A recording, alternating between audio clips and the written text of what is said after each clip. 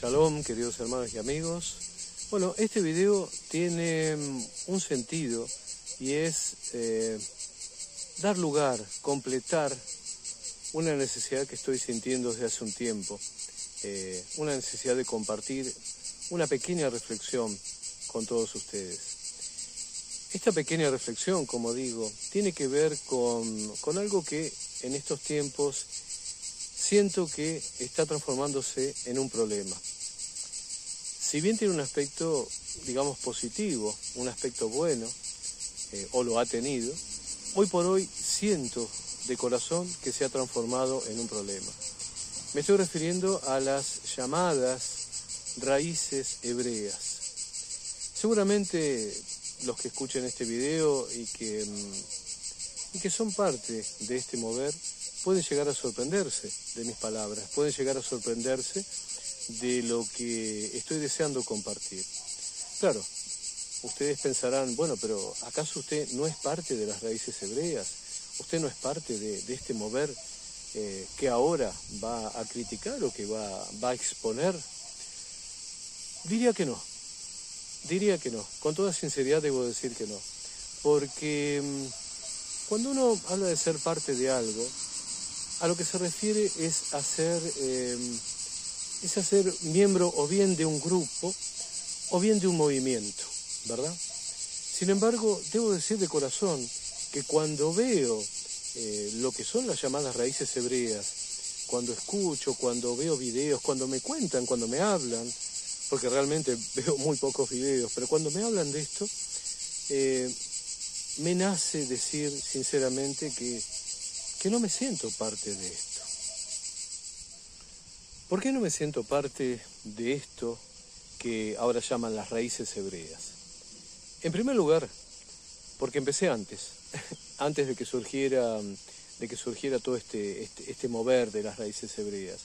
Y cuando digo empecé antes, me refiero a que para mí no es un descubrimiento reciente el pensar en los conocimientos profundos contenidos en las Escrituras, la raíz hebrea de todos estos conocimientos, en lo que pueden aportar el conocimiento de la historia, de las condiciones sociales, de las condiciones políticas, socioeconómicas, de los tiempos de Yeshua.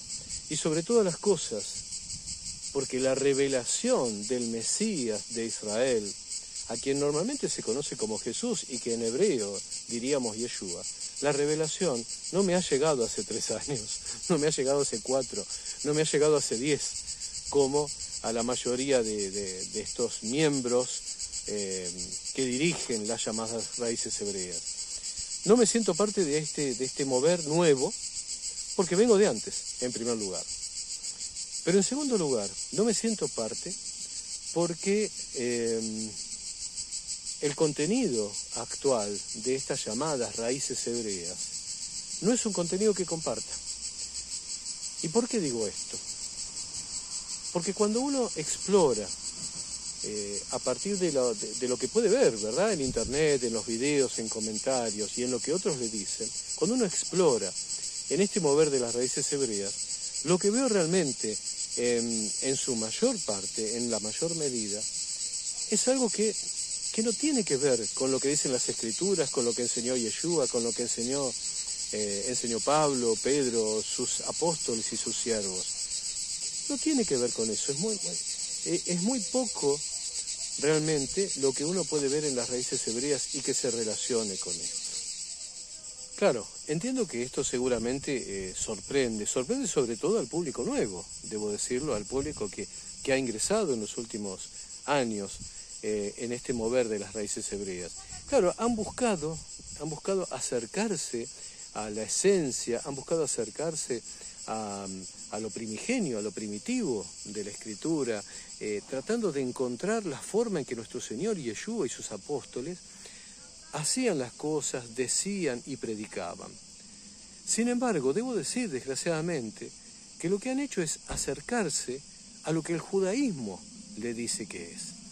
De hecho, hay algo, yo diría, terrible realmente a nivel doctrinario, y es que la gran mayoría de estos maestros que han surgido de las raíces hebreas, lo que hacen es estudiar, leer, estudiar y tratar de aprender lo que los rabinos dicen que es correcto. Pero, sinceramente, me explota el corazón por dentro al hablar, porque ¿cómo se les ocurre pensar que la verdad se encuentra detrás de lo que puede enseñar un rabino que no cree en Yeshua, un rabino que no cree en Jesús, un rabino que lo rechaza? ¿Cómo es posible que muchos estén buceando, indagando en lo que los sepulcros blanqueados le pueden llegar a decir? Esas bolsas llenas de huesos de muertos que son sus yeshivas. Y yo sé que a muchos les va a sorprender que alguien diga esto, porque claro, hoy parece que hay que buscar lo que es conveniente, hay que buscar las palabras correctas, las palabras adecuadas, ¿sí? Para no ser tildado de antisemita. ¿Cómo puedo ser antisemita si soy circunciso? Y esto tiene que quedar bien claro. Quien está hablando no es un enemigo de los judíos. Quien está hablando es un circunciso. Quiero que se tenga esto en claro. ¿Cómo es posible que haya personas que estén indagando en lo que les enseñan los rabinos? Pretenden tomar lo que dicen los rabinos y utilizarlo, depurarlo, purificarlo y utilizarlo para aprender las cosas de Yeshua. ¿Quién dijo que había que hacer eso? ¿Acaso Pablo no desechó todo eso como basura? ¿Acaso el apóstol Pablo no nos dijo que tenía todo eso por basura? ¿Y qué creen que es lo que tenía por basura? ¿Qué creen que era? ¿El idioma hebreo? ¿El arameo? ¿El griego? No, lo que tenía por basura es precisamente ese conjunto de enseñanzas que muchos ahora están tomando como si fuesen válidas.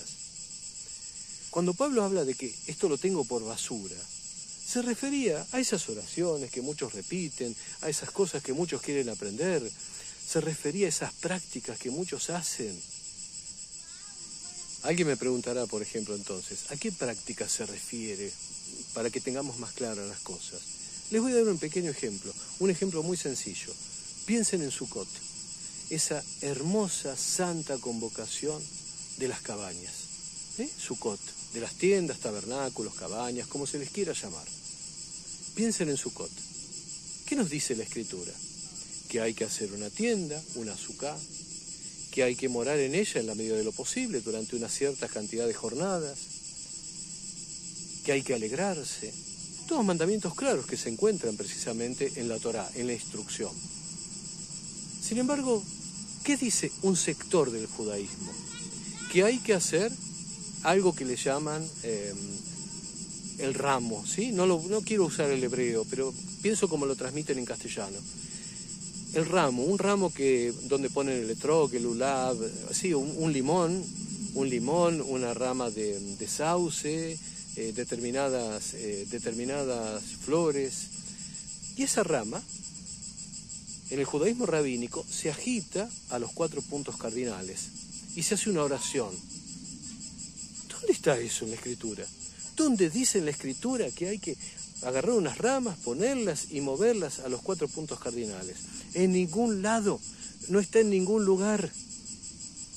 De hecho, ni siquiera todo el judaísmo utiliza eso, ni siquiera todo el judaísmo hace esa práctica. Pero sin embargo, hoy por hoy, casi diría la mayoría de los grupos de las llamadas raíces hebreas han copiado esa práctica y la hacen y están muy contentos. Y te consiguen las ramitas y te dicen, no, el etrog, un limón así, no, uno más grande, porque un limón más grande tiene más poder. Pero escuchen lo ridículo de esto. Créanme, esto se ha enseñado en uno de esos grupos, que hay que conseguir un limón más grande porque tiene más poder. ¿Desde cuándo? ¿Desde cuándo el poder de Dios está en un limón? Queridos hermanos, ¿se dan cuenta de lo perturbado que está todos estos grupos? Y esto de la rama esta que se utiliza en Sukkot es tan solo una parte. Unido a esto, hacen una oración en la cual dicen que nos has mandado a hacer esto. Yahweh no mandó a hacer esto. ¿Se dan cuenta que están agregando a la Escritura? ¿Se dan cuenta que están inventando algo que la Escritura no dice? Entonces, ¿cómo puedo ser parte de eso? Y ese es un ejemplo. Les puedo dar otro. En determinada congregación han enseñado a hacer incienso y a quemar incienso en santas convocaciones, como por ejemplo el Shabbat. ¿No es una locura esto? ¿Acaso Éxodo no prohíbe quemar incienso? Lean el libro del Éxodo, analicen la parte en la cual se habla del Ketoret, del incienso, y van a encontrar que está prohibido. Sin embargo, hay grupos de las raíces hebreas que leen una partecita y otras se olvidan. Y han empezado a quemar incienso. Vuelvo a lo mismo, ¿se dan cuenta de la locura que es esto? El incienso que se utilizaba en el templo fue reemplazado por las oraciones de los santos. ¿No me creen? Lean Apocalipsis, por favor. En Apocalipsis aparece, en Apocalipsis está bien claro. Incienso son ahora las oraciones de los santos. ¿Cómo se les ocurre a alguien que hay que quemar incienso? Y lo escuchan, sí, porque muchos lo escuchan y queman incienso. Inocentemente muchos los hacen. Hermanos queridos, seamos astutos, seamos perspicaces. No caigamos en estas tonterías. ¿Cómo es posible que volvamos una y otra vez a estas cosas? ¿Saben? Perdónenme la comparación tan grande y tan bruta. Todo esto es algo que se vomitó en su tiempo. Volver a comer esto es como el perro, es volver al vómito. Como dije recién, hay que ser astuto, hay que ser perspicaz, hay que tener la mente despierta, ¿sí?, para poder discernir todas estas cosas. Y ustedes me dirán, bueno, ¿y qué hacemos? ¿Qué seguimos? ¿Qué doctrina seguimos? La Biblia, lo que está en la Biblia. Si usted, antes de ingresar en estas llamadas raíces, creía que Jesús es Dios, siga creyéndolo. Jesús es Dios y Yeshua es Elohim. Si usted, antes de ingresar en las raíces, sabía la existencia de las tres personas, Padre, Hijo, Ruach HaKodesh, Espíritu Santo, es verdad, es correcto. No escuche las tonterías que le dicen del judaísmo. Hay personas que dicen, no, porque esto es algo traído por la Iglesia Católica, es algo inventado, esto apareció en el Concilio de Nicea. Es mentira, no es así, no crea esas tonterías.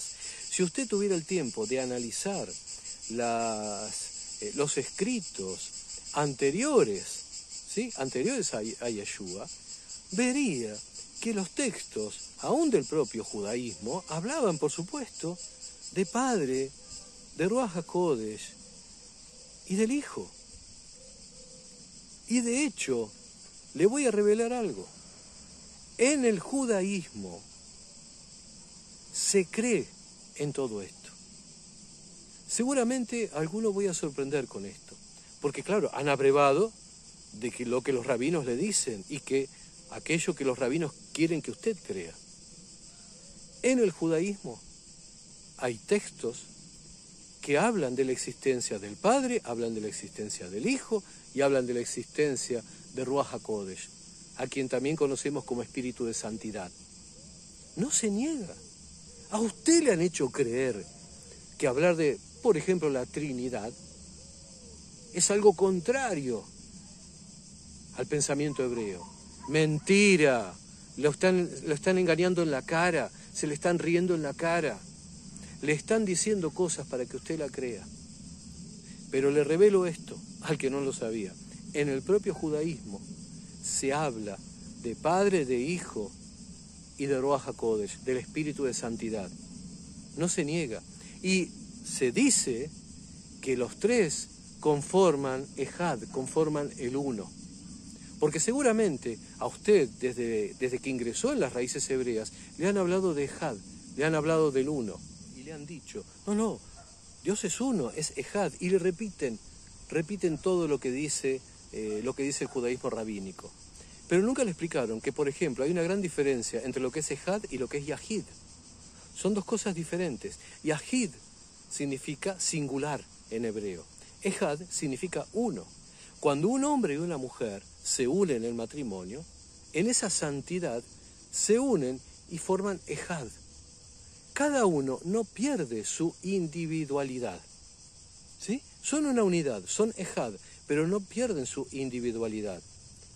Si la Escritura hubiese deseado que se perdiera la individualidad de Padre, Hijo y Ruach HaKodesh, se habría referido a ello como Yahid, como que Dios es singular. Sin embargo, no es así. Dios nos habló de Ejad, algo que permite la existencia, ¿sí?, de la persona. Seguramente, como digo, estas cosas sorprenden a muchos. Claro, porque se han llenado la cabeza de judaísmo rabínico, como si estuvieran abrevando de una fuente de verdad, de una fuente de sabiduría. Claro, vienen, les hablan en un idioma que no conocen, se disfrazan de algo que no son, se colocan un talit, se colocan una kipá, se dejan una barba larga. Y mucha gente los mira y dice, qué sabio, qué sabiduría, qué mentirosos, diría yo. Mentirosos que están robando su alma, mentirosos que hacen así y rapiñan su alma, rapiñan su familia, rapiñan sus ingresos, mintiéndole. No permita, hermano, que esta gente le robe lo precioso que usted traía, lo precioso que usted tenía. Eso tan hermoso, cuando creía en Padre, Hijo y Espíritu Santo, cuando sabía que Yeshua es Dios, que Jesús es Dios, cuando leía a Pablo y se llenaba, y Pablo le hablaba desde la cárcel en la carta, y usted se emocionaba con eso, y usted lo sentía, y usted vivía con pasión las cosas de Dios. No permita que le roben eso, porque ¿sabe qué? El final de todo eso es muerte. Así como los rabinos están muertos espiritualmente por rechazar a Yeshua. De igual manera, si usted comienza ese camino judaizando su pensamiento, judaizando su vida, a partir de lo que los rabinos le enseñan, usted terminará perdiendo el camino y terminará como ellos. Desgraciadamente, ese es el final. Desgraciadamente, ese es el camino hacia donde muchos van. Empiezan copiando, tomando esto, tomando aquello, haciendo cosas que contradicen la Escritura. Y finalmente terminan perdiéndose. Y usted me dirá, ¿pero cómo contradicen la Escritura todo lo que dicen? Le voy a dar otro ejemplo, porque los ejemplos nos muestran vivamente lo que quiero expresar, en forma viva lo que quiero expresar. En una determinada congregación que habla de estas raíces hebreas, han enseñado el lavamiento de manos, el al-netilat yadayim. ¿Cómo es posible esto? ¿Cómo es posible que le enseñen que hay que lavarse las manos de una determinada manera y hacer una oración? Y finalmente decir que Dios nos ha mandado a lavarnos las manos. Claro, ¿cuál es el justificativo? Que dicen que los sacerdotes lo hacían, entonces ellos, como los nuevos sacerdotes, deben hacerlo. Pregunto nuevamente, ¿acaso Yeshua, acaso Jesús no prohibió el lavamiento de manos? ¿Acaso Él no dijo que no era algo necesario? ¿Acaso no contradijo a los fariseos? ¿Cómo ahora estos falsos maestros copian lo que los fariseos enseñan? O sea, se están poniendo del lado de los fariseos de aquel tiempo. Están contradiciendo a Yeshua. ¿Cómo es posible esto? ¿Y cómo es posible que se permita? Hermano, nuevamente, lo llamo a la reflexión. Sea astuto. No se permita engañar por alguien porque esté disfrazado de judío. Un ejemplo más quiero traer a colación. Tiene que ver con algo que lo hemos charlado en otras ocasiones, pero una vez más lo quiero reafirmar. Cuando usted ve a una persona con un talit colocado sobre la cabeza, lo que está viendo es aquello de lo cual Pablo nos habla. Pablo nos dice que al día de hoy, piensen ustedes cuando lo escribió Pablo, que hasta el día de hoy ellos se colocan una cobertura sobre su cabeza, la cual está mostrando que les ha sido colocado un velo. Hermano, cuando usted ve que un judío se coloca un talit sobre la cabeza, no está más cerca de Dios. ¿Sabe lo que está haciendo? Se está colocando esa cobertura que espiritualmente, ¿sabe qué representa? Que sus ojos han sido cerrados, que ha sido colocado un velo sobre ellos. ¿Cómo no se dan cuenta tantos que a ese velo se refiere espiritualmente nuestro Señor? Ese velo del cual nos habla Pablo, del cual nos hablan los apóstoles, ¿sí? Ese velo espiritual que fue colocado sobre la casa de Judá, tiene una representación física, y es precisamente el talit. ¿O acaso, piense usted en esto, el momento más importante de una persona es cuando ora, cuando se une en oración a Dios? Y en ese momento es cuando ellos se colocan el talit. ¿Qué significa esto espiritualmente? Que han colocado un velo sobre sí mismos al momento de hablar con Dios. Y su conexión con el Padre está velada, está cortada. ¿Se entiende? ¿Cómo es posible que estos falsos maestros, en su afán de parecer judíos, de asemejarse a eso que tanto admiran, se coloquen precisamente un talit? Lo único que están mostrando no es su sabiduría, no es su conocimiento. Lo que están mostrando es que han permitido que sobre ellos se ponga un velo. Hermanos, una cosa más quiero decir, una cosa más quiero compartir en esta charla. Y tiene que ver con la pregunta que muchos se pueden hacer. Bueno, ¿y entonces qué? ¿A dónde voy? Bien, a los que estén mirando este video en castellano o en alguno de los idiomas a los cuales se traduce, lo invito a que sea parte de las congregaciones nazarenas, a que sea parte de alguna de nuestras congregaciones. Tenemos hoy por hoy hermanos en todo el mundo.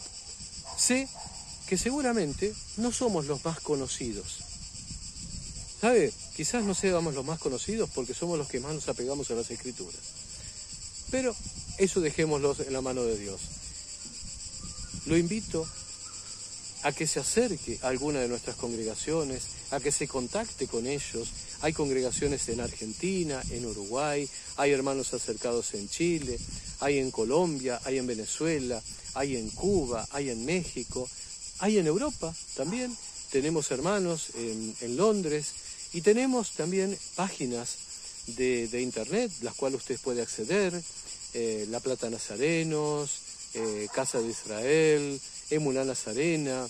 Tenemos la página congregacionesnazarenas.com. Hemos puesto a disposición de todo el mundo esos medios de comunicación.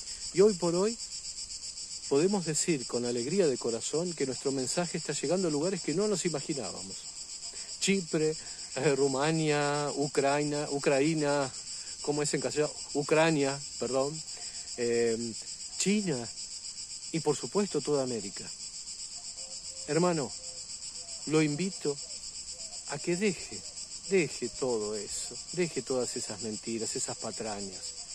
Lo invito a que sea parte de nuestro movimiento. Lo invito a que sea parte de las congregaciones nazarenas.